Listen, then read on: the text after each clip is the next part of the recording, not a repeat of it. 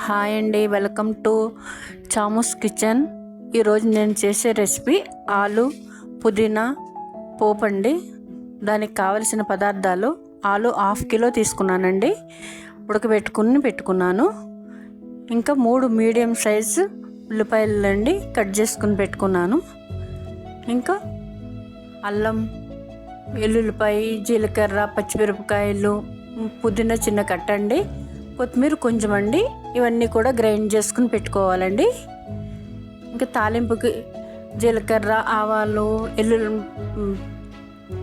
ఎండుమిరపకాయలు, కరివేపాకునండి.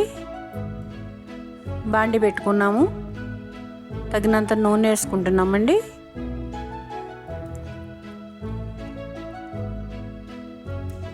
తగినంత నూనె వేసుకుని తాలింపు దినుసులు వేసుకోవాలండి. ముందు శనగపప్పు వేసుకోవాలి.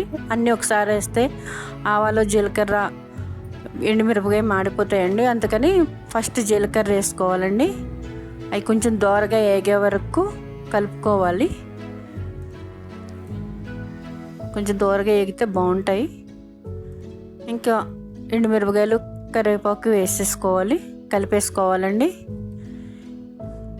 ఇప్పుడు కట్ చేసుకున్న ఉల్లిపాయ ముక్కలు వేసుకుని కలుపుకోవాలండి.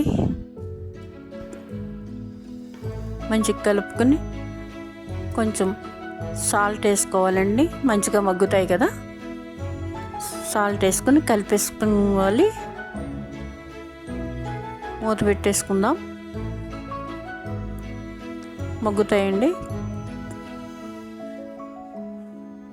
ఇలాగా ఇప్పుడు ఆలు వేసేసానండి. ఇంకా సాల్ట్, పసుపు కూడా వేసాను. అవి కొంచెం స్కిప్ అయినాయండి. మంచిగా కలుపుకోవాలి. తర్వాత గ్రైండ్ చేసుకున్న ఇవన్నీ కూడా వేసేసుకోవాలండి. వేసుకుని మంచిగా కలుపుకోవాలి. ముక్కలు మంచిగా పడుతుంది. ఇలాగే వంకాయతో కూడా చేసుకోవచ్చండి, అది ఇంకోసారి చూపిస్తాను. మంచిగా కలిపేసుకున్నాము కదా, పుదీనా అనేది మంచిగా పడుతుందండి. మంచిగా కలిపేసుకుని మూత పెట్టేసుకుందాం. మంచిగా మగ్గినాయండి. మళ్ళీ ఒకసారి కలుపుకొని కరివేపాకు వేసేసుకుందాము. లాస్ట్లో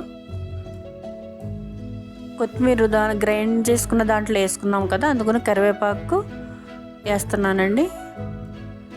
మంచిగా కలుపుకున్నాం కదా, అయ్యిందండి.